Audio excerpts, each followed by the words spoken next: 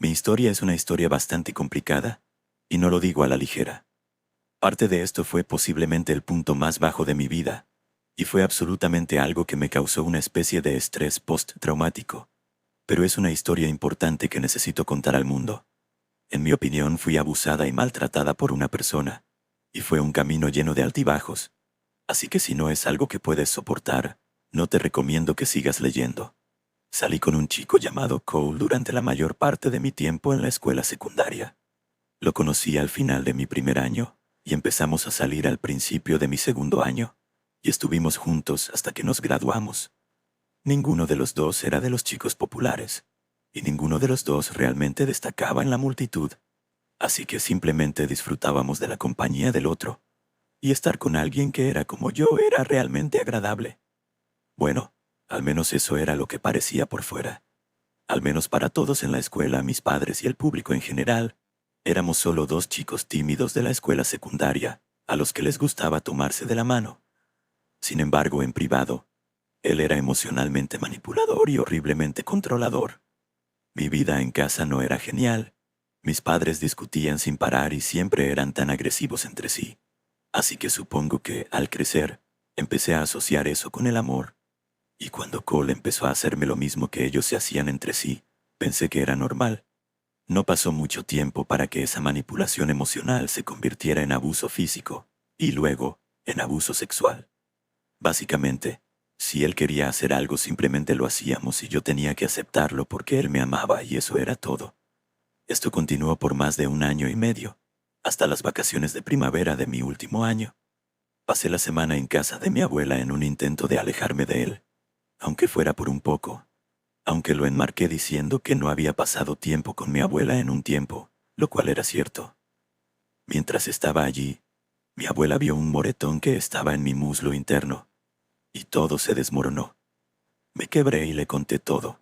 Estaba horrorizada al escuchar lo que había estado sucediendo entre nosotros, pero una vez que me calmó, básicamente me dijo que necesitaba salir de la relación lo más rápido posible. Hablamos un poco más y estuve de acuerdo con ella. Me había convencido de que necesitaba alejarme de Cole y que tenía que hacerlo lo antes posible. Una vez que las vacaciones de primavera terminaron, él vino a mi casa y yo fui firme en que necesitábamos pasar el tiempo en la sala de estar en lugar de mi habitación, porque sabía lo que sucedería si íbamos a puertas cerradas.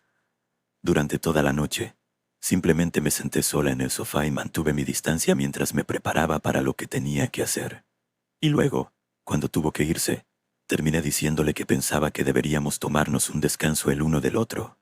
Vi por la expresión en su rostro que quería abofetearme, algo que prácticamente se había convertido en su respuesta cuando pensaba que lo que decía estaba mal. Pero no lo hizo porque mi mamá estaba en la otra habitación y tenía que mantener su apariencia de buen chico. Me preguntó si estaba segura de que quería hacer eso de una manera que fue casi amenazante, pero asentí y le dije que había disfrutado nuestro tiempo juntos, pero que necesitaba un tiempo para pensar las cosas. Básicamente, se fue después de eso, pero no me dejó en paz. Estaba decidido a ganarme de vuelta de alguna manera, ya fuera diciéndome cuánto significaba para él o diciéndome que me arrepentiría de lo que había hecho. Intenté ignorar las notas, las cartas en el buzón, las constantes llamadas telefónicas, pero no pude ignorar el ladrillo literal a través de mi ventana. Sí, literalmente arrojó un ladrillo a través de mi ventana, completo con una pequeña nota adjunta que decía: «Te amo, Kayla, y moriré sin ti», completo con su firma. Afortunadamente, eso fue suficiente para que todo esto fuera mucho más fácil, ya que mi papá llamó a la policía y él fue arrestado posteriormente porque admitió que lo hizo. En realidad estaba feliz de que esto sucediera porque podría seguir adelante, enfocarme en la escuela, y él ya no estaría allí para distraerme o molestarme. Ahora, pensé que ahí era donde todo terminaba. Fue acusado, le dijeron que se mantuviera alejado, y terminé la escuela secundaria sin ningún problema. Después de graduarme, me mudé y luego me fui a vivir con mis abuelos y fui a la universidad. Pasé 4 años avanzando en mi educación y viviendo con ellos. Luego salí y conseguí mi propio lugar a unos pocos kilómetros de su casa, en un complejo de apartamentos en el camino. Viví allí durante 6 años, así que en este punto había estado sola durante una década. Había comenzado mi carrera y había conocido a un chico con el que estaba saliendo y las cosas eran bastante serias. Básicamente, había seguido adelante con mi vida y era feliz. Y a pesar de lo que había pasado, la recuperación fue difícil, pero sentía que había logrado hacerlo con éxito. Desafortunadamente, las cosas se torcieron muy rápido un día cualquiera cuando recibí una llamada de un número que no conocía. La contesté, y ojalá no lo hubiera hecho. Tan pronto como dije hola, la voz al otro lado dijo, «Hola Kayla, soy Cole», en un tono que era demasiado emocionado para estar en esta llamada. Tan pronto como dijo su nombre, mi sangre se heló y había escalofríos legítimos recorriendo mi espalda. Esa era una voz que nunca quería volver a escuchar, y el hecho de que de alguna manera había encontrado mi número de teléfono era otra cosa completamente diferente. Le dije hola de forma tímida y luego le pregunté qué quería. Se rió cuando respondí y luego dijo algo como, «No suenes tan emocionada de hablar conmigo», y luego empezó con lo que llamaba. Me pidió si podía ser una referencia para un trabajo al que estaba postulando porque necesitaba a alguien que les dijera que era una buena persona y que estaba dispuesto a hacer el trabajo. Básicamente le dije que sí, y terminé la llamada lo más rápido que pude. Esa sensación en mi estómago cuando esto sucedió fue literalmente lo peor que había sentido desde que estábamos juntos. Terminé contándole a mi novio actual lo que había pasado, y afortunadamente, él fue completamente solidario y dispuesto a mantenerme calmada y a hablarme sobre la situación. Al final, prácticamente me dijo que simplemente no contestara ningún número que no reconociera y que siguiera adelante, pretendiendo que nunca había sucedido. Luego siguió con que, si quería, podríamos ir a cambiar mi número de teléfono. Le dije que estaba bien y que simplemente no contestaría más llamadas que no reconociera. Esa hubiera sido una gran solución y probablemente habría sido suficiente si lo que sucedió después no hubiera sucedido. Aproximadamente una semana después de que eso sucediera, fui a la oficina a trabajar y sentado en el vestíbulo estaba Cole. Abrí la puerta y literalmente me congelé en el segundo en que lo vi. Mi corazón latía a toda velocidad y estoy bastante segura de que comencé a hiperventilar porque me sentía mareada. Tan pronto como me vio, se levantó y caminó hacia mí, agarrándome y dándome un abrazo. No tenía idea de qué hacer y simplemente me quedé allí congelada con sus brazos alrededor de mí, sin dejarme ir. Quería llorar, quería vomitar, quería literalmente dejar de existir. Estaba hablándome al oído sobre cuánto me había extrañado desde la escuela secundaria, lo feliz que estaba de verme. Dijo que estaba allí para una entrevista para trabajar en el departamento de TI, que era el departamento en el que trabajaba, y dijo que estaba tan emocionado de que tal vez terminaría trabajando conmigo. Luego dijo algo que hizo que mi corazón se detuviera. Podría ser como en los viejos tiempos. Tan pronto como dijo eso, inmediatamente me alejé de él y caminé lo más rápido que pude para ir a hablar con mi gerente. Entré a su oficina y sabía que podía ver que algo andaba mal porque se levantó y me preguntó si estaba bien. Solté todo. Le pregunté si había alguien llamado Cole allí para una entrevista. Me dijo que sí, que estaba allí para entrevistar para una posición en nuestro equipo. Luego me preguntó si lo conocía. Le expliqué todo. Prácticamente le solté la totalidad de mi trauma y le dije que Cole era la causa de ello. Luego siguió con decirme que tendría en cuenta lo que le había dicho, y me preguntó si tenía una orden de restricción contra Cole. Sabía lo que eso significaba. Significaba que no le importaba, y que iba a proceder como si nunca le hubiera dicho nada de esto. La pregunta sobre la orden de restricción era una cuestión de cubrirse legalmente. Le dije que no, y terminó la conversación casi de inmediato. Volví a mi escritorio, pero creo que pasé la mayor parte de ese día en el baño simplemente mirando la pared y teniendo un ataque de pánico. Ese fue en realidad el último día que trabajé allí porque sabía lo que estaba pasando. Algunos de ustedes pueden decir que fue pura coincidencia que estuviera entrevistando para la misma empresa en la que yo trabajaba. Pero no lo fue. No parecía sorprendido de verme. Nunca dijo nada sobre no saber que trabajaba allí, y sus comentarios me hicieron sentir más como si lo supiera, y simplemente estuviera tratando de pretender que no lo hacía. Sé que suena paranoico, pero consiguió mi número, fue a mi oficina, entrevistó para una posición en mi equipo. Nada de esto fue una coincidencia. Como dije, terminé renunciando ese día. Ni siquiera di mis 2 semanas por si acaso. No estaba dispuesta a darle más tiempo cerca de mí. También fui y cambié mi número de teléfono después de ese día. por lo que no lo tenía. Afortunadamente esta vez tenía más apoyo. Mi novio, mis abuelos y algunos de mis otros amigos, todos me apoyaron en mi decisión y me ayudaron a aclarar mi mente. Así que eso es todo. Esa es la historia de mi horrible ex que apareció aleatoriamente en mi vida 10 años después. Fue difícil superarlo, y todavía siento que algunos días él va a volver a aparecer en mi vida para causarme más angustia, pero afortunadamente no lo ha hecho. Si alguna vez lo hace, honestamente no estoy segura de lo que haré o de lo que me hará.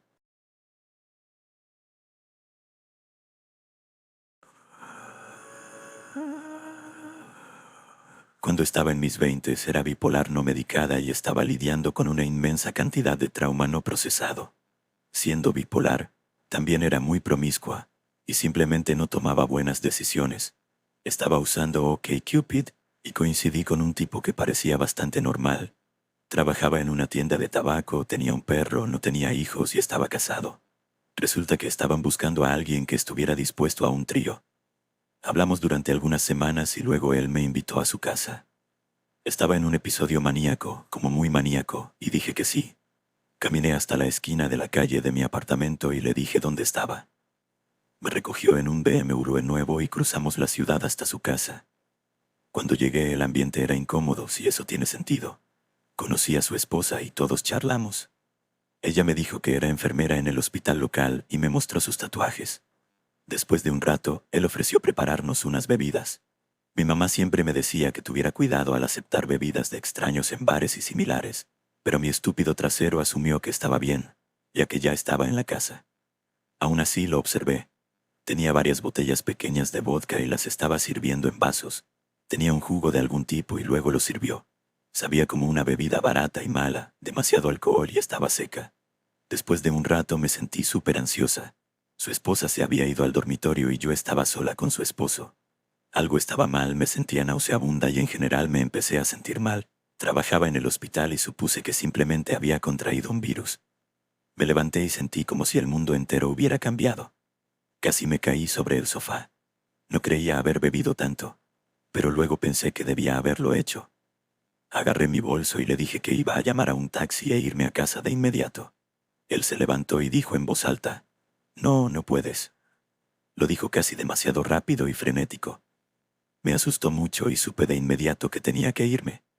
Le dije que no me iba a quedar y que me iba. Intentó bloquear la puerta, pero al ser más baja que él, me agaché bajo su brazo. Intentó agarrarme del hombro, pero lo sacudí y le di un golpe. Mi golpe aterrizó en su garganta y le sacó el aire. Aproveché la oportunidad y corrí tan rápido como pude hacia la puerta y la calle.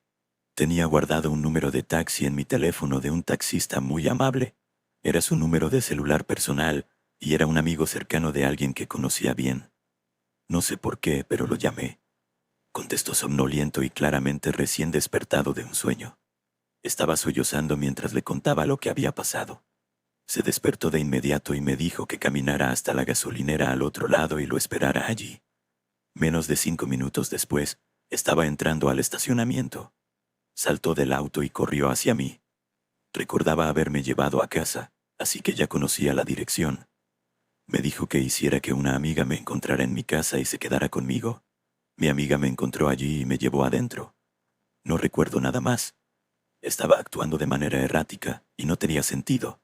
Y ella llamó al 911 y llegó una ambulancia. Me desperté en el hospital. Los doctores me dijeron que tenía una cantidad tan alta de benzodiazepinas en mi sistema que era un milagro que hubiera llegado a casa con vida. Presenté un informe policial y la enfermera fue arrestada.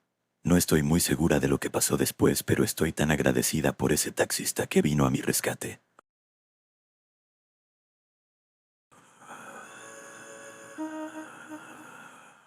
Soy nueva en este sub, y no estoy segura de si esto captará el interés de alguien. Sin embargo, con la cantidad de contenido de True Crime que consumo ahora, me siento obligada a contar esta historia. Tengo 27 años y asistí a una gran universidad en el Medio Oeste, y comencé a trabajar como bartender unas semanas después de cumplir 21. Era un bar bastante pequeño, del tipo universitario. Cuando trabajaba entre semana, era la única persona en todo el bar de 4 a 9 de la noche, hasta que llegaba otro bartender y un portero. Soy muy pequeña y era joven, así que esto me ponía nerviosa, pero estaba en el centro de la ciudad, y siempre había mucha gente alrededor. Un hombre que supongo era local comenzó a darse cuenta de que Díaz estaba sola y parecía que siempre pasaba por ahí. Era bajo y robusto, pero muy musculoso, cubierto de tatuajes. Siempre llevaba un sombrero fedora con una pluma y tenía unos aretes tipo dilatadores muy grandes que tenían forma de cuernos de toro. Esto probablemente es irrelevante, pero mi punto es que no podías perderlo de vista en una multitud. Comenzó haciendo comentarios sutiles sobre lo bonita y pequeña que era, lo cual ignoré porque esto es un comportamiento bastante típico en un bar, y yo era una estudiante universitaria sin dinero tratando de ganar dinero. Con el tiempo, durante cada encuentro, de alguna manera deslizaba algo en la conversación sobre lo pequeña que era y cómo necesitaba aprender a defenderme. Eventualmente, comenzó a contarme sobre las clases de artes marciales en las que estaba, y hablaba de maniobras de lucha que aprendía en todo su entrenamiento, y me decía que le encantaría enseñarme para que pudiera defenderme si alguna vez lo necesitaba. Empezó a ofrecerme mostrarme estos diferentes estrangulamientos, y era extremadamente insistente en mostrarme cómo hacerlos. Sin importar cómo comenzara la conversación, terminaba hablando sobre diferentes llaves de estrangulamiento y me decía: «No te haré daño, solo puedo mostrarte en el suelo aquí cómo deberías hacerlo». Siempre encontraba una manera de cambiar de tema, o fingir que recibía una llamada telefónica cuando empezaba a hablar de ese tema. Esto comenzó a suceder cada vez que él estaba allí. Eventualmente, comencé a enviar mensajes de texto a mis amigos o al dueño del bar cuando lo veía pasar por el bar tratando de ver si yo estaba allí. Alguien venía de inmediato. Él se dio cuenta de esto y dejó de aparecer. Ahora que escucho tantas de estas historias sobre depredadores con fetiches sexuales muy específicos, estoy aterrorizada al saber que no hice más para protegerme en esta situación. Es triste que, como mujeres jóvenes, especialmente en ciertas áreas de trabajo, se nos enseña a aceptar este tipo de comportamiento y ser educadas y amables. Recuerdo específicamente que este hombre me preguntó 3 o 4 veces dónde vivía, y me alegra tanto que mis instintos me dijeron que mintiera. Solo espero que nadie más haya encontrado a este hombre y haya tenido un peor desenlace.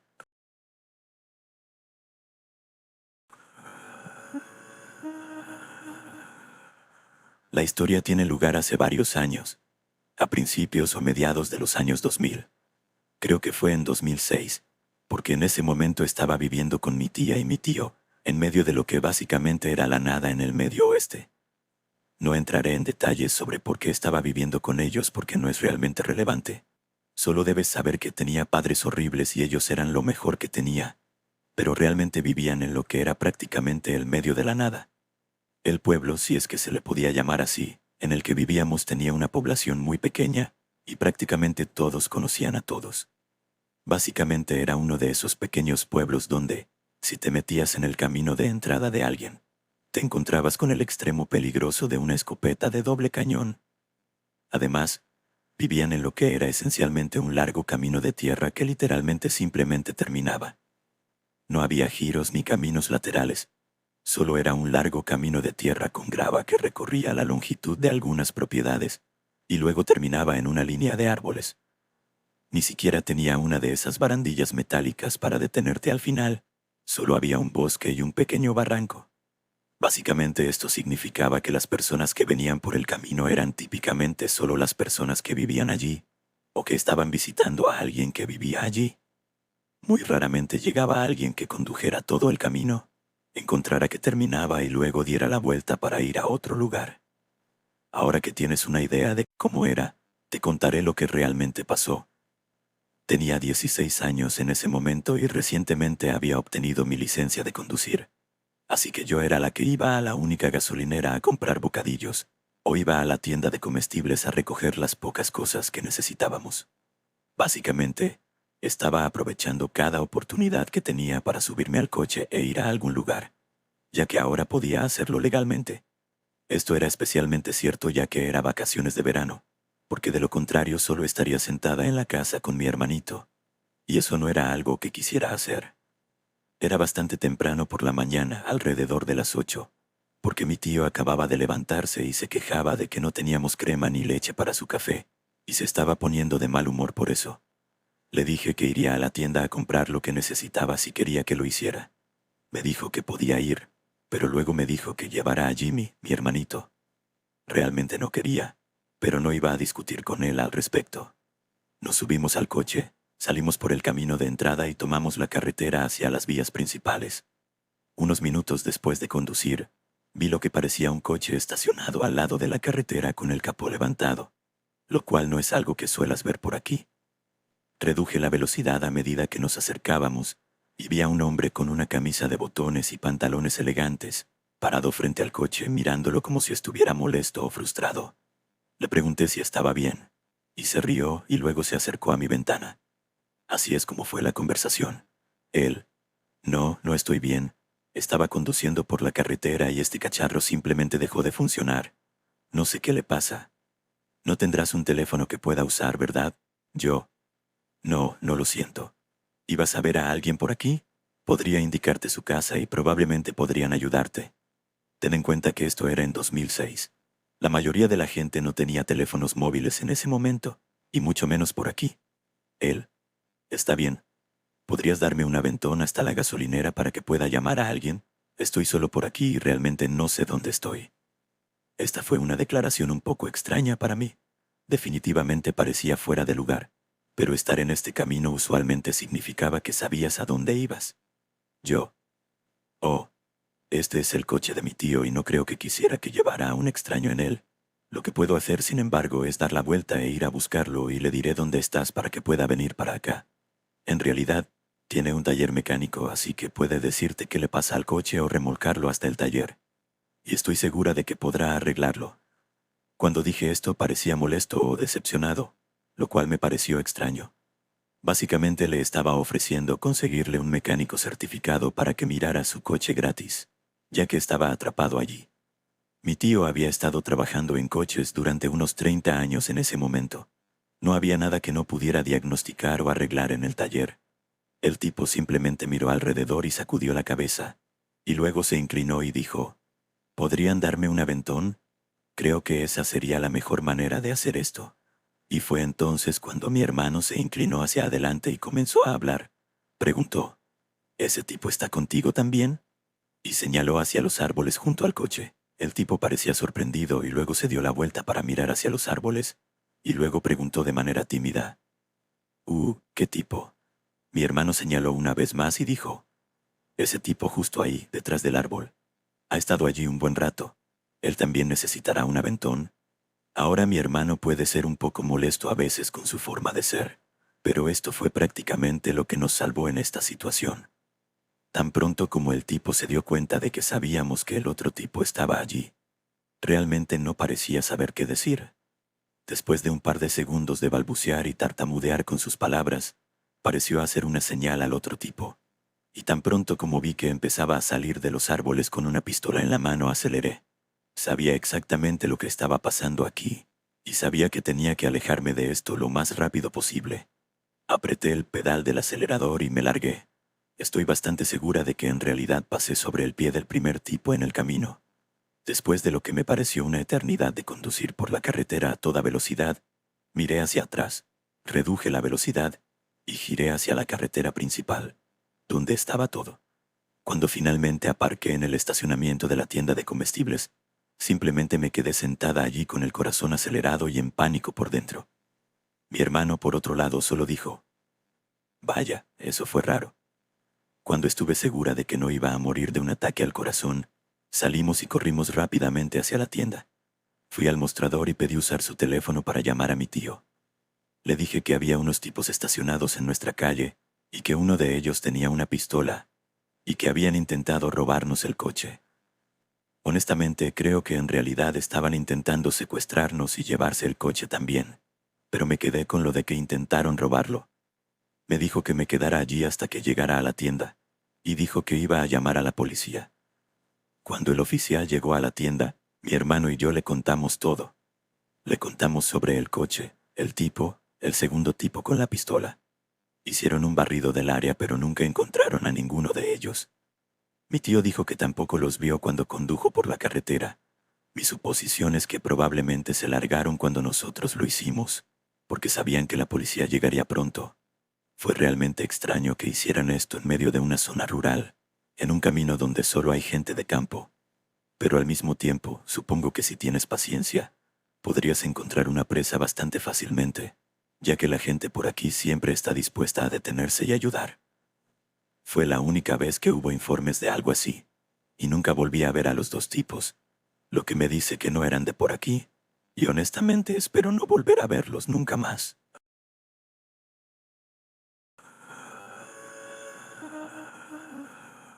Soy un oyente de hace mucho tiempo ya. Esta es la primera vez publicando, con un correo y cuenta desechable por razones obvias.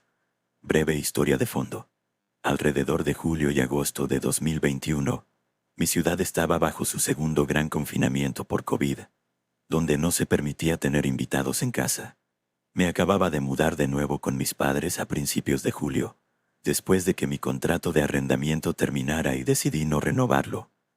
Estoy en mis veintitantos. Mi madre era muy estricta con las leyes de COVID, así que ni siquiera se permitía que mi novia estuviera en mi gran porche delantero, lo cual sí, era realmente molesto. Bueno, entrando en la historia, mi novia y yo solíamos dar paseos por un arroyo local cerca de mi casa. Éramos una pareja nueva, así que teníamos ciertas necesidades, si entiendes a lo que me refiero. Había un sendero lateral oculto adjunto al camino principal que atravesaba el arroyo, al que nos escabullíamos para ya sabes y sí, sabemos que está mal. Una noche, alrededor de las 7 p.m., es invierno, así que está completamente oscuro en este arroyo después de las 5:30. Decidimos caminar hasta nuestro lugar. Mi novia estaba emocionada y decidió adelantarse saltando. Yo estaba caminando despacio, mientras ella estaba unos 7 metros delante de mí. Una vez que giré la esquina hacia el área lateral, noté que ella estaba en su teléfono y estaba actuando de manera sospechosa, revisando el clima y otras aplicaciones. Y luego de repente dijo, «Está bien, es hora de que me vaya a casa». Yo simplemente pensé, «Oh, bueno, ya no quiere hacer nada, no hay problema». Mientras empezábamos a caminar, ella susurra, «Hay alguien justo detrás de ti». Y yo, como, ¿qué? Volteé la cabeza por encima de mi hombro derecho y había un hombre todo vestido de negro con la capucha puesta, agachado y escondido en los arbustos mirándonos fijamente. El arbusto estaba en la parte superior de un borde, aproximadamente a 1 o 1,5 metros por encima del sendero. Así que mientras el hombre de negro estaba agachado, nuestras caras estaban básicamente alineadas. Inmediatamente dije, «¿Qué demonios?». Estaba bastante sorprendido, así que lo dije débilmente, y este hombre no reaccionó en absoluto. No se sorprendió, no dijo hola ni disculpa, ni ninguna de las cosas habituales que diría una persona si se encontrara con alguien en el bosque oscuro. Simplemente nos miró mientras nos alejábamos. Le pregunté a mi novia cómo se dio cuenta de él, y ella dijo que cuando bajó por el sendero antes de que yo llegara, vio al hombre en su teléfono, y tan pronto como llegó, el hombre con la capucha apagó su teléfono. Dejamos ese sendero y subimos por otro cercano. Sí, somos idiotas. Y mientras subíamos por el sendero lateral paralelo, podíamos ver al hombre aún escondido en los arbustos y mirándonos. Solo había la débil luz de la luna. No era realmente aterrador. Era más bien una situación espeluznante e inexplicable. Así que, un hombre escondido en los arbustos del arroyo, no nos volvamos a encontrar.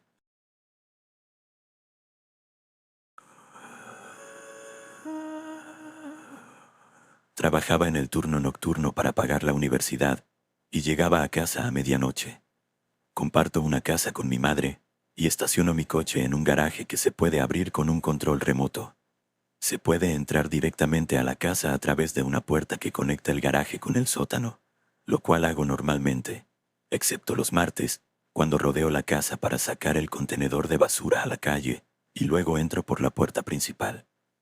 Nuestra casa está rodeada de arbustos altos, por lo que no se puede ver mucho de la calle. Es un pequeño pueblo rural y conozco muy bien a todos los vecinos. Una noche de martes, cuando regresaba de mi turno y al entrar en nuestra calle, noté un coche desconocido con las luces encendidas. Como conozco tan bien mi vecindario, me confundí un poco con el coche, pero no pude ver la matrícula ni a la persona que estaba sentada en el coche claramente, ya que la luz me estaba cegando. Solo conduces por nuestra calle si vives allí o visitas a alguien, ya que solo regresa a la calle principal si la sigues hasta el final. Abrí la puerta del garaje y la del portón con el control remoto y entré. Desde ese punto, solo puedo ver la calle a través del portón, ya que los arbustos son altos a ambos lados, y normalmente habría salido del coche y caminado afuera para recoger el contenedor de basura. Pero ese día recibí un mensaje de voz largo de una amiga y me quedé en el coche para escucharlo. 7 minutos después de haber comenzado a escuchar el mensaje, levanté la mirada y miré por el retrovisor, y vi a un hombre parado en mi entrada, detrás de mi coche. No se movía en absoluto, simplemente estaba perfectamente quieto y me observaba. Entré en pánico y cerré las puertas con seguro. Luego agarré el control remoto y cerré la puerta extremadamente lenta del garaje. Me quedé sentada allí por un momento demasiado asustada para salir del coche, ya que no podía estar segura de que no hubiera entrado al garaje antes de que la puerta llegara al suelo. También tuve que llamar a mi madre porque la puerta del garaje que da al sótano estaba cerrada con llave, ya que había planeado usar la puerta principal. Más tarde me dijo que inmediatamente fue a la ventana desde la cual puede ver la calle. Vive en el primer piso, pero no pudo ver ni al hombre ni al coche en ese momento.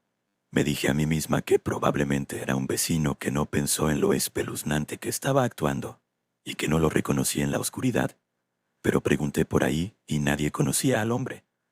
Solo obtuve la información de que se había visto un coche de ese tipo circulando lentamente por nuestro vecindario los últimos días. Así que mi madre cree que era alguien que quería sorprenderme y forzarme a dejarlo entrar a la casa para robarnos. Mi abuela acababa de morir y nadie sabía que mi madre pasaba las noches allí. Ella cree que él estaba esperando detrás de los arbustos y que se impacientó o se confundió cuando no salí del coche. Nunca supimos quién era.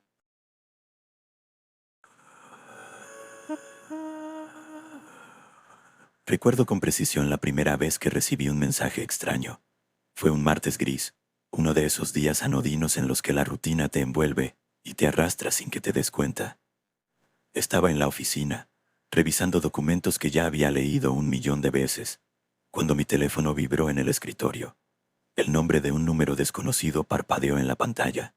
Con desgana lo desbloqueé, esperando encontrar otro mensaje de alguna empresa de marketing, o quizás un error de alguien que había marcado el número equivocado. Sin embargo, lo que leí me dejó paralizada. ¿Recuerdas la casita en el árbol donde solías esconderte cuando jugabas a las escondidas con tu prima? Seguro que sí, era tu lugar favorito. Por un instante el tiempo pareció detenerse. Me quedé mirando el mensaje, incapaz de procesar lo que acababa de leer. La casita en el árbol era un rincón secreto de mi infancia, un lugar que solía considerar como mi refugio personal. Mis padres la construyeron en el jardín trasero cuando tenía 6 años, y me pasaba horas allí, escondiéndome del mundo, soñando con aventuras que solo existían en mi imaginación. Era un lugar tan especial para mí que rara vez lo compartía con otros, excepto con mi prima que venía a visitarnos cada verano. Pero incluso ella nunca entendió realmente lo que ese lugar significaba para mí. Cerré el mensaje rápidamente, convencida de que se trataba de un error. Pensé en borrar el número, bloquearlo, olvidar el incidente y seguir con mi día. Sin embargo, una inquietud se instaló en mi mente, una sensación extraña de vulnerabilidad que no pude sacudirme. ¿Quién podría saber algo tan personal? Sacudí la cabeza diciéndome a mí misma que seguramente era una coincidencia, que debía haber una explicación lógica detrás de todo esto. Los días pasaron y, poco a poco, el mensaje comenzó a desvanecerse de mi memoria, como un sueño extraño que no tiene sentido al despertar. Pero justo cuando estaba empezando a dejarlo atrás, llegó otro mensaje. Esta vez, era un viernes por la noche. Estaba sola en mi apartamento viendo una película para pasar el tiempo. La película no era particularmente emocionante, pero me ayudaba a desconectar después de una semana agotadora. De repente, mi teléfono vibró de nuevo. ¿Aún tienes esa muñeca de porcelana con el vestido azul, la que te regaló tu abuela antes de que muriera? Siempre te dio un poco de miedo, ¿verdad? El aire pareció volverse denso a mi alrededor. La muñeca de porcelana, la imagen de ese objeto tan peculiar apareció en mi mente de inmediato.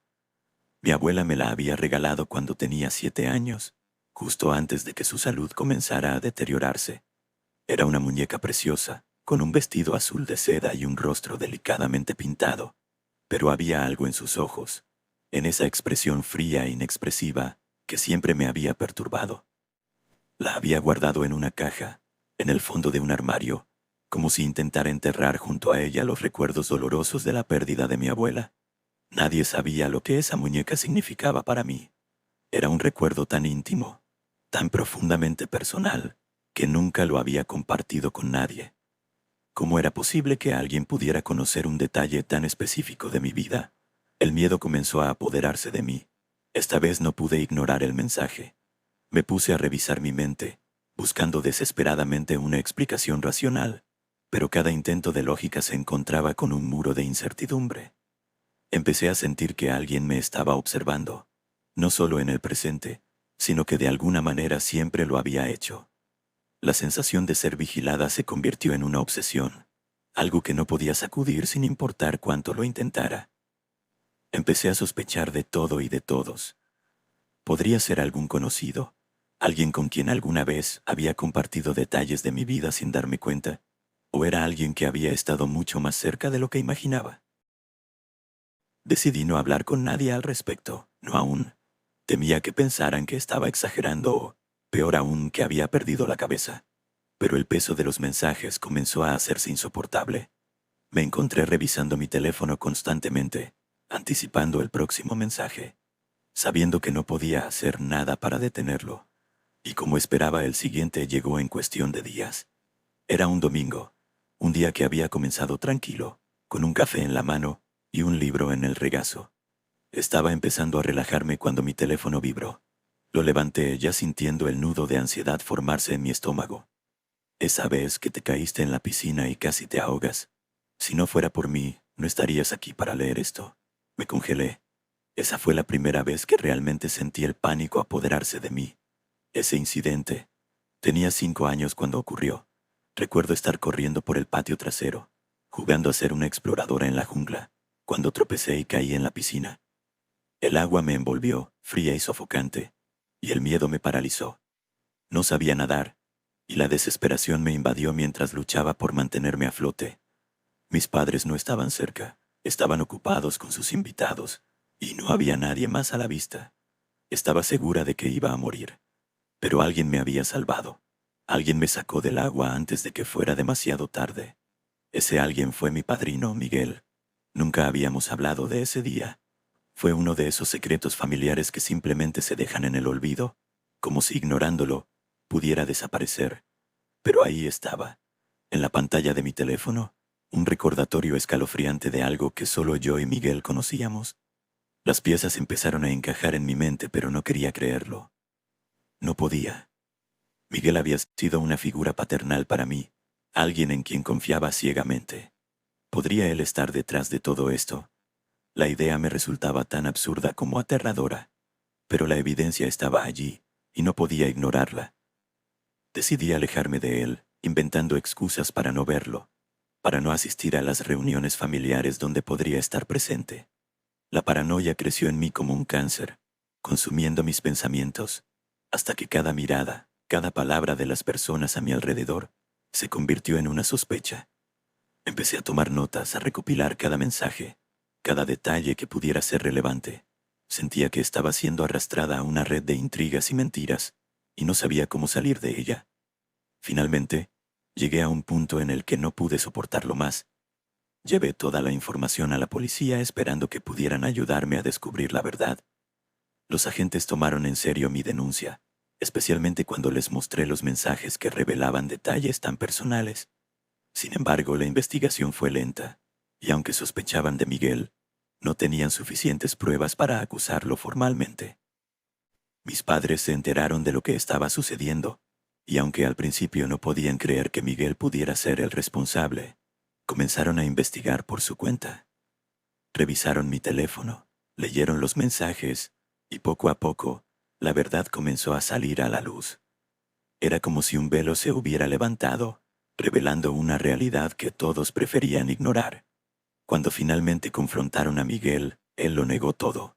Su reacción fue de incredulidad y dolor, como si no pudiera comprender por qué lo acusaban de algo tan horrible. Juró que me quería como a una hija, que nunca me haría daño y por un momento, incluso yo quise creerle. Pero los mensajes no mentían. Las palabras en esas pantallas eran tan reales como el miedo que había sentido durante meses. No había manera de ignorar lo que estaba sucediendo. Al final no hubo una confesión. Miguel se mantuvo firme en su negación, y aunque la policía no pudo proceder con un caso sólido, el daño estaba hecho. La relación entre mi familia y él quedó irremediablemente rota, una grieta que nunca se cerraría. Mi padrino, el hombre que un día había sido mi héroe, se convirtió en la sombra oscura que intentó destruirme. Esta experiencia me dejó marcada para siempre, no solo por el terror que viví, sino por la pérdida de confianza en las personas que una vez consideré cercanas. A veces, aún me pregunto si todo fue real, si mi mente, bajo el peso del miedo, comenzó a crear monstruos donde no los había. Pero esos mensajes, esos nunca los olvidaré. Todavía en las noches más oscuras, cuando el silencio se apodera de todo, siento la vibración de mi teléfono y el miedo regresa. Nunca más he recibido un mensaje de ese tipo, pero la posibilidad siempre está ahí, acechando en los rincones más profundos de mi mente. La sombra de Miguel sigue presente, no como el hombre que conocí, sino como el monstruo que creé a partir del miedo y la traición.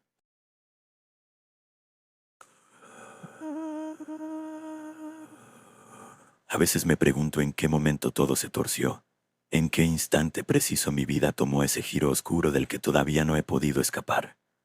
Tal vez fue en la primera cita, cuando la vi sonreír y sentí que había encontrado a alguien especial. O tal vez fue mucho antes, en ese breve cruce de miradas en el café, cuando todavía éramos dos desconocidos explorando la posibilidad de algo nuevo. Nunca imaginé que una salida casual con una mujer que me atraía podría convertirse en la pesadilla que todavía me persigue. Y aquí estoy años después atrapado en una red de miedo y paranoia que no he podido desentrañar. La conocí una tarde cálida de verano, en uno de esos días en que Buenos Aires parece más amistosa de lo habitual. Estaba en un café en el centro, uno de mis lugares favoritos para desconectar del bullicio de la ciudad. Tenía la costumbre de ir allí al final de la jornada laboral, pedir un café cortado y disfrutar de un rato de paz antes de regresar a mi departamento. Esa tarde, sin embargo, algo era diferente. Sentí una presencia antes de verla. Una mujer se había sentado en la mesa junto a la mía. Su nombre, como descubriría más tarde, era Luciana. Desde el primer momento Luciana me pareció encantadora. Tenía esa mezcla de confianza y misterio que resulta irresistible.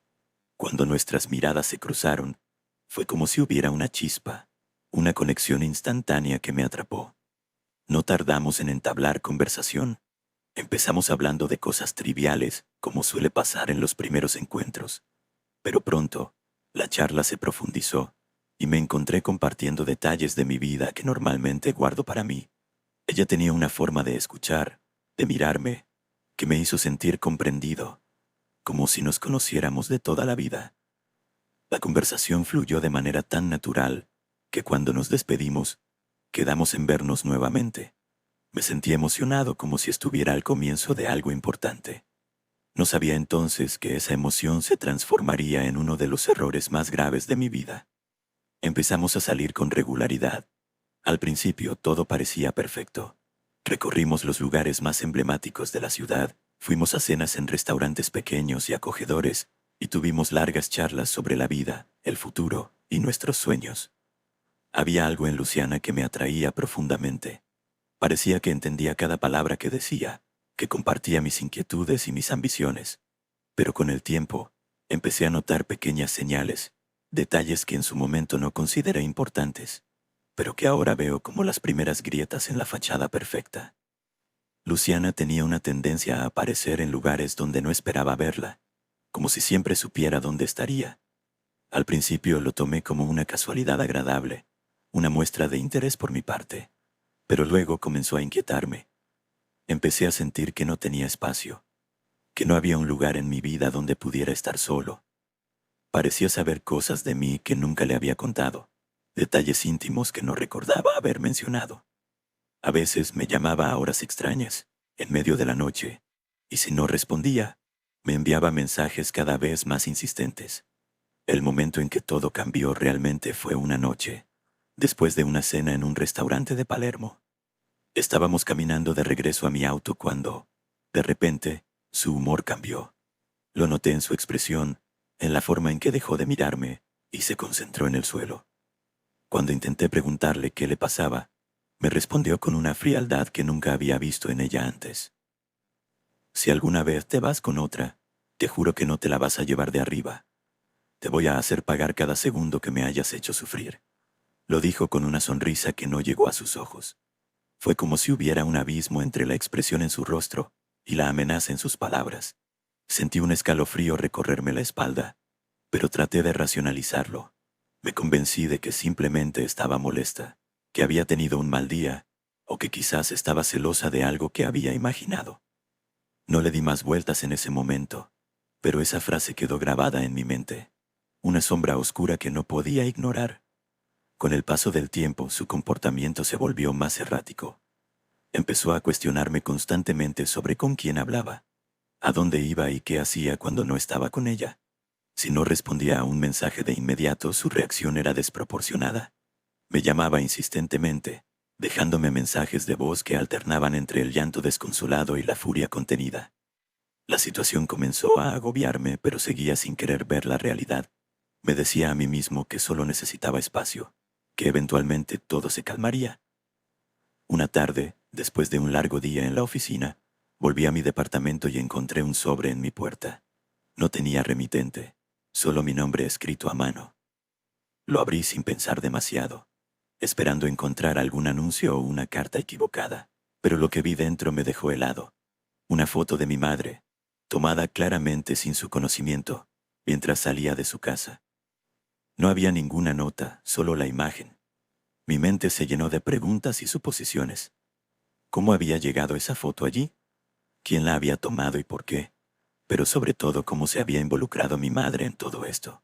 El miedo comenzó a invadir cada rincón de mi vida. Me encontré revisando mi entorno constantemente, buscando cualquier señal de que alguien me estaba siguiendo. Intenté calmarme, decirme a mí mismo que no había pruebas concretas de que Luciana estuviera detrás de todo esto. Pero la sospecha no me dejaba en paz.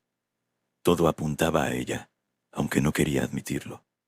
Las cosas se tornaron innegables cuando una noche, al regresar de visitar a un amigo, encontré a Luciana esperando en la puerta de mi edificio. Era tarde, y la calle estaba casi desierta. Su presencia allí me sorprendió y me inquietó al mismo tiempo. Su rostro estaba pálido, y había algo en sus ojos que no había visto antes. Una mezcla de desesperación y locura que me puso en alerta. Me dijo que teníamos que hablar, que no podía soportar la idea de perderme, que haría cualquier cosa para mantenerme a su lado. Traté de calmarla, de hacerle entender que su comportamiento estaba cruzando límites, pero ella no escuchaba. Mientras hablaba, sacó un cuchillo de su bolso y me lo mostró. «Si no puedo tenerte», dijo, «entonces nadie más lo hará». Mi corazón se aceleró. No sabía cómo reaccionar. Estaba a un paso de ella, lo suficientemente cerca como para intentar quitarle el cuchillo, pero temía que cualquier movimiento en falso pudiera desencadenar algo irreversible.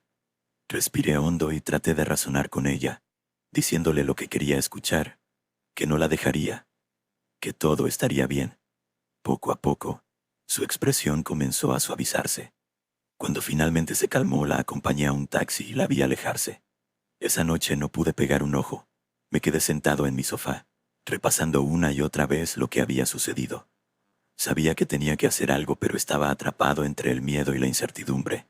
No quería provocar una reacción violenta, pero tampoco podía ignorar lo que había pasado.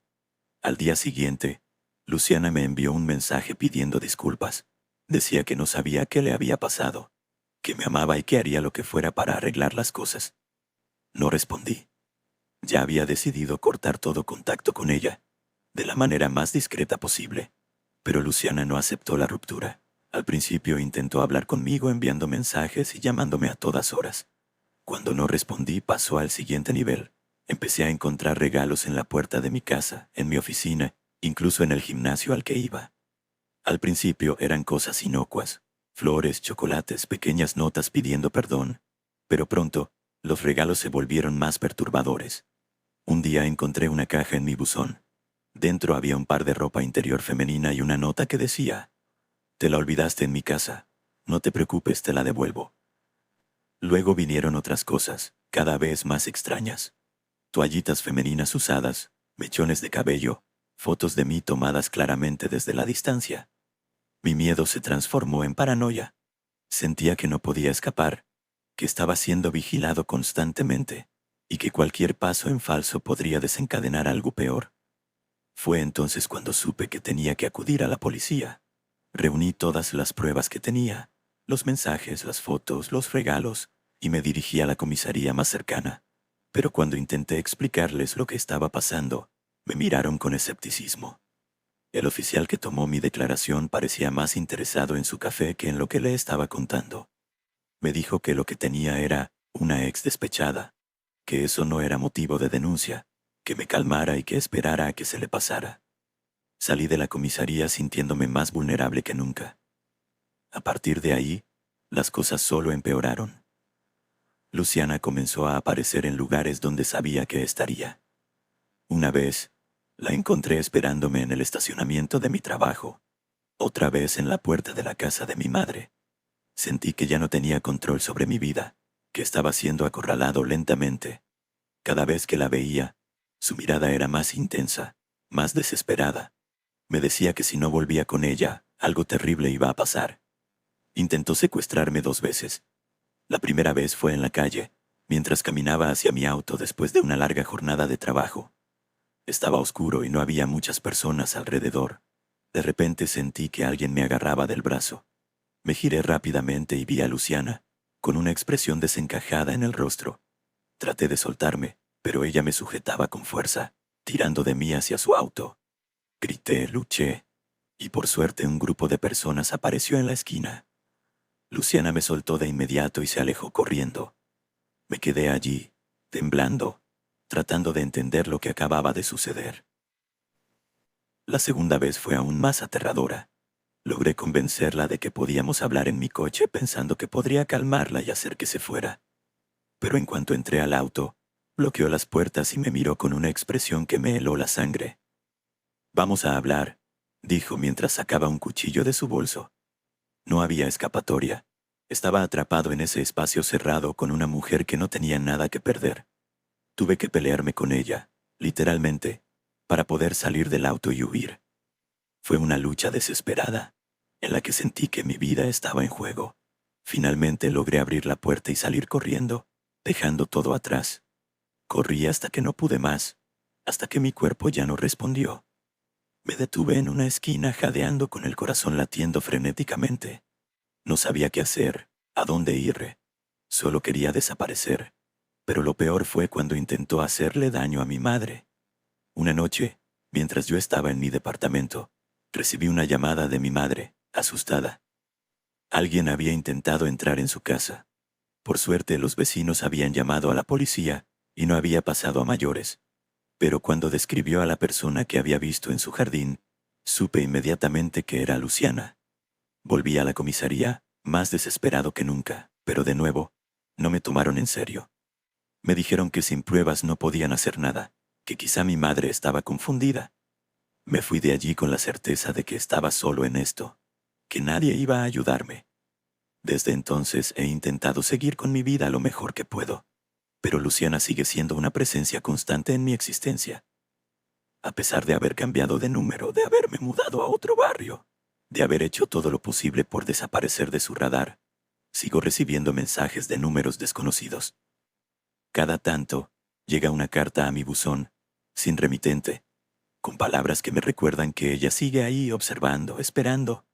Y los regalos nunca han parado. Todavía no entiendo cómo todo se desmoronó tan rápido. A veces me pregunto si podría haber hecho algo diferente, si podría haber visto las señales antes de que todo se saliera de control. Pero lo cierto es que nunca lo sabré. Lo único que me queda es la certeza de que mi vida nunca volverá a ser la misma. Las sombras de Luciana siguen acechando, y aunque intento mantener la calma, el miedo sigue latente, siempre listo para surgir con la próxima carta, el próximo mensaje, el próximo regalo. Y así, sigo viviendo, día tras día, en una especie de prisión invisible, donde el temor a lo que pueda hacerme Luciana me mantiene en constante alerta. Mis amigos me dicen que debo seguir adelante, que ella eventualmente se cansará, que su obsesión se desvanecerá con el tiempo. Pero yo no estoy tan seguro. Siento que Luciana es como una sombra que se ha aferrado a mí, y no sé si alguna vez podré deshacerme de ella.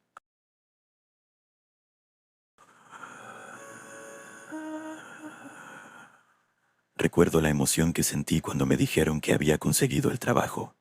Era una oportunidad única, un paso adelante en mi carrera, y no podía esperar para empezar. La oficina estaba en el centro, en un edificio moderno y luminoso. Desde el primer día todo me pareció perfecto. El ambiente era profesional, los compañeros eran amables y mi jefe, el señor Ramírez, parecía ser un líder comprensivo y respetado. No sabía entonces que esos primeros días de entusiasmo y esperanza se convertirían en una de las experiencias más aterradoras de mi vida. Empecé a trabajar en esa oficina hace poco más de 6 meses. Había llegado con grandes expectativas, con la esperanza de aprender y crecer en mi campo. La rutina era la típica de cualquier oficina: reuniones, correos electrónicos, llamadas y un ritmo de trabajo que, aunque intenso, me mantenía motivada. El señor Ramírez, mi jefe directo, se mostró desde el primer día como una figura de autoridad que inspiraba respeto. Tenía una manera de hablar pausada, siempre con una sonrisa en el rostro, y se tomaba el tiempo de conocer a cada miembro de su equipo. Al principio, me sentía afortunada de tener un jefe así. Me daba consejos sobre cómo mejorar mi desempeño, me involucraba en proyectos importantes y parecía estar siempre disponible para ayudarme. Sin embargo, poco a poco, esa sensación de comodidad comenzó a desvanecerse, dando paso a una inquietud que no lograba identificar del todo. Recuerdo que todo comenzó con pequeños detalles, cosas que parecían insignificantes en su momento, comentarios que, aunque amables, tenían un tono que no lograba interpretar. Me decía cosas como: Paula, te ves muy bien hoy, o ese color te queda excelente, siempre con una sonrisa que parecía demasiado intensa, demasiado personal.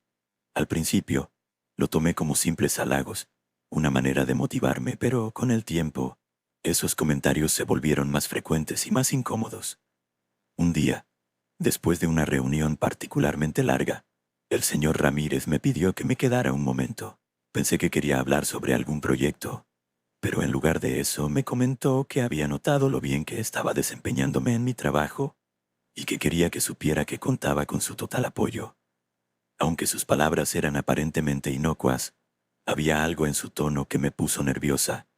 No supe cómo reaccionar, así que simplemente le agradecí y salí de la oficina, sintiendo una ligera opresión en el pecho. Con el tiempo, los comentarios y gestos de mi jefe se hicieron más invasivos. Empezó a encontrar excusas para quedarse a solas conmigo después del horario laboral, diciendo que necesitaba mi ayuda con informes o que había algo urgente que discutir. Me pedía que lo acompañara a almorzar, diciendo que era para hablar de trabajo, pero durante esas comidas sus preguntas se volvían cada vez más personales. Quería saber si tenía pareja, qué hacía en mi tiempo libre, si salía mucho por las noches. Cada vez que me hacía una de esas preguntas, sentía una incomodidad creciente, pero no sabía cómo rechazarlo sin parecer descortés o, peor aún, poner en peligro mi posición en la empresa. Intentaba mantener las respuestas cortas, volver la conversación al trabajo, pero él siempre encontraba la manera de llevarla de nuevo a lo personal. Empecé a sentirme atrapada, como si no pudiera escapar de su atención constante. Recuerdo una tarde en particular, cuando me pidió que lo ayudara a revisar unos documentos en su oficina. Era tarde, ya casi todos se habían ido, y yo estaba cansada, pero acepté de mala gana. Mientras revisábamos los papeles, noté que él se acercaba más de lo necesario, hasta que su brazo rozó el mío. Me aparté discretamente, intentando mantener la compostura, pero entonces él puso su mano sobre la mía y la dejó ahí, por unos segundos que parecieron eternos. Mi corazón comenzó a latir con fuerza, y lo único que pude hacer fue fingir que necesitaba ir al baño. Me levanté rápidamente, con la excusa de que necesitaba un momento, y me encerré en el baño. Me miré en el espejo, tratando de calmarme. No sabía cómo manejar la situación, pero una cosa estaba clara: no podía seguir ignorando lo que estaba sucediendo. Decidí que al día siguiente hablaría con él. Le dejaría claro que su comportamiento me incomodaba y que necesitaba que respetara mi espacio. Pero cuando llegó el momento de enfrentar la situación, me faltó el valor. Él era mi jefe, la persona que tenía poder sobre mi carrera, y temía que si hablaba, perdería mi trabajo. Así que seguí adelante, intentando mantener la distancia, evitando quedarme sola con él, y esperando que, eventualmente, él entendiera que no estaba interesada en ese tipo de relación. Sin embargo, sus avances solo se intensificaron.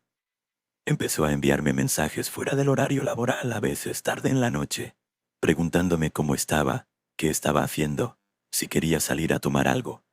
Cuando no respondía, al día siguiente en la oficina, su comportamiento se volvía más frío, más distante, solo para volver a ser amigable y halagador después de un tiempo.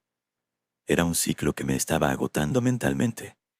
Una mañana, encontré un ramo de flores en mi escritorio. No había tarjeta, pero sabía quién las había enviado. Esa fue la gota que colmó el vaso. Sabía que no podía seguir permitiendo que esto continuara, así que decidí que hablaría con recursos humanos. Sabía que era arriesgado, que podría tener repercusiones, pero ya no podía más.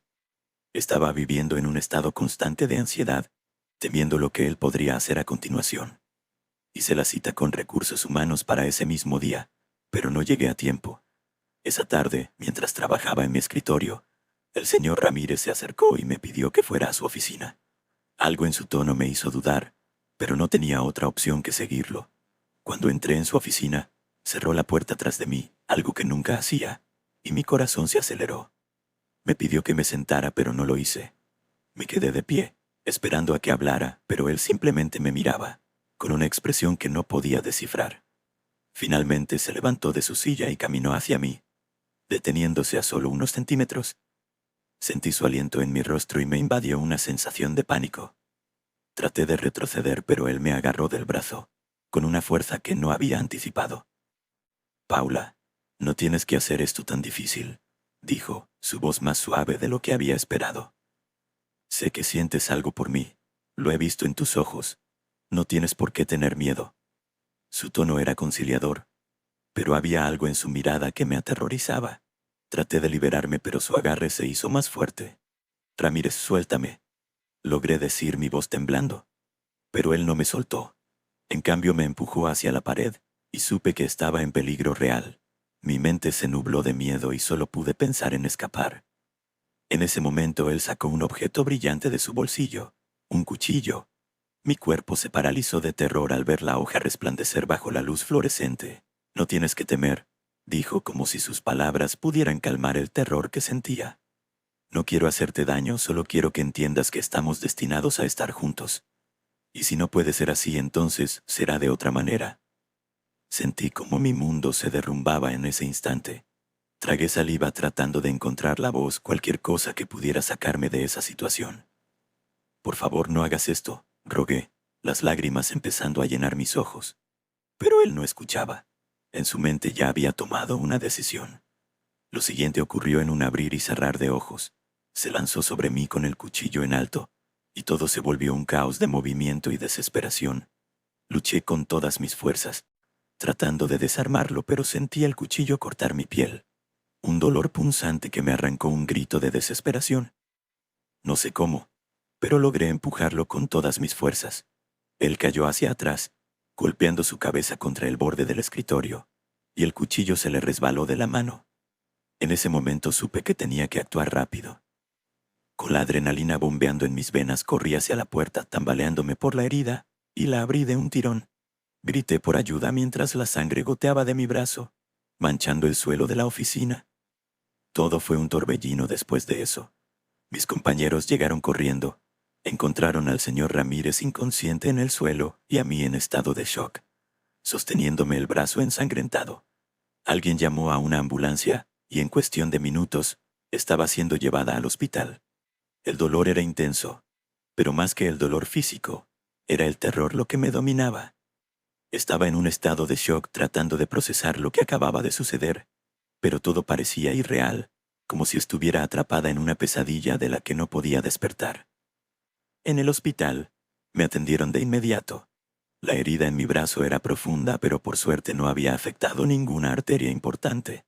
Sin embargo, el trauma emocional que me había dejado ese ataque era algo que las suturas no podían reparar. Mientras los médicos trabajaban en mi brazo, mi mente seguía atrapada en esa oficina. reviviendo cada momento, cada segundo de terror que había experimentado. Los días siguientes fueron un borrón. Estuve en estado grave, pero estable, y los médicos decidieron mantenerme en observación por varios días para asegurarse de que no hubiera complicaciones. Durante ese tiempo, la policía vino a tomar mi declaración, y fue entonces cuando me enteré de lo que había sucedido con el señor Ramírez después de que me llevaron al hospital. El golpe en la cabeza que recibió al caer fue más grave de lo que parecía. Había quedado inconsciente y fue llevado al hospital en estado crítico. Los médicos lograron estabilizarlo, pero el daño cerebral que sufrió lo dejó en coma. Cuando escuché esto, no supe cómo sentirme. Parte de mí se sentía aliviada de que ya no pudiera hacerme daño, pero otra parte estaba abrumada por la culpa y la confusión. ¿Cómo había llegado a ese punto? ¿Cómo alguien que parecía tan normal, tan amable, podía haberme hecho algo así? Mi familia estuvo a mi lado durante todo ese tiempo. Mis padres estaban devastados, incapaces de comprender cómo algo así había podido pasarle a su hija. Mis amigos también vinieron a visitarme, y todos trataban de consolarme, pero yo estaba en un estado de aturdimiento, incapaz de procesar lo que había sucedido. Todo lo que quería era que todo volviera a la normalidad, pero sabía que eso era imposible. Mi vida había cambiado para siempre. Cuando finalmente me dieron de alta, volví a mi departamento, pero nada se sentía igual. Cada rincón me recordaba lo que había pasado. Las noches eran las peores. Apenas lograba dormir, y cuando lo hacía, las pesadillas me perseguían. Me despertaba sudando, con el corazón acelerado, reviviendo una y otra vez esos momentos en la oficina. No podía evitar pensar en qué hubiera pasado si no hubiera logrado escapar, si no hubiera tenido la fuerza suficiente para luchar. Ese pensamiento me atormentaba. La empresa me dio un tiempo de licencia, pero sabía que no podría volver allí. Solo la idea de regresar a ese lugar me provocaba una ansiedad insoportable. Finalmente, decidí renunciar. Sabía que tenía que poner distancia entre mí y todo lo relacionado con ese lugar, con esa persona que había intentado destruirme. Mientras tanto, las autoridades continuaron investigando el caso. A medida que salían a la luz más detalles sobre el señor Ramírez, me di cuenta de que no era la primera vez que había mostrado un comportamiento inadecuado, aunque nunca había llegado tan lejos. Algunos compañeros mencionaron que siempre había sido un poco extraño, pero nadie había imaginado que pudiera llegar a ese extremo. Nadie había querido ver las señales, incluyéndome a mí. Finalmente llegó el día en que la policía terminó su investigación. Aunque Ramírez seguía en coma, se presentaron cargos en su contra. Si alguna vez despertaba, lo esperaban varios años de prisión. Cuando escuché eso, sentí una mezcla de alivio y tristeza. Alivio porque ya no podría hacerme daño, pero tristeza porque, de alguna manera, había sido testigo de cómo una vida se destruía, la suya y la mía. A pesar de que él sigue en coma, no puedo evitar sentir que las sombras de lo que pasó siguen persiguiéndome. A veces me pregunto si alguna vez podré dejar atrás ese día, si podré volver a sentirme segura, a confiar en las personas que me rodean. Sé que tomará tiempo, que las heridas emocionales tardan mucho más en sanar que las físicas, pero también sé que soy fuerte, que sobreviví a algo que fácilmente podría haberme costado la vida. Escribo esta historia como una manera de liberar lo que llevo dentro, de dejar ir parte del miedo y la angustia que aún me acompañan. No es fácil revivir esos momentos, pero siento que es necesario. Necesito recordar que, aunque fui víctima, también fui luchadora. Que, aunque Ramírez intentó quitarme todo, no lo logró. Estoy aquí contando mi historia y eso significa que él no ganó. El futuro aún es incierto para mí, pero sé que con el tiempo encontraré la manera de seguir adelante. Y aunque él siga en coma atrapado en la oscuridad de sus propios demonios, yo estoy decidida a no dejar que su sombra defina mi vida. He pasado por el infierno y he regresado, y eso me ha hecho más fuerte. No soy la misma persona que comenzó a trabajar en esa oficina hace meses, pero estoy aprendiendo a aceptar esa realidad y a encontrar una nueva forma de seguir adelante.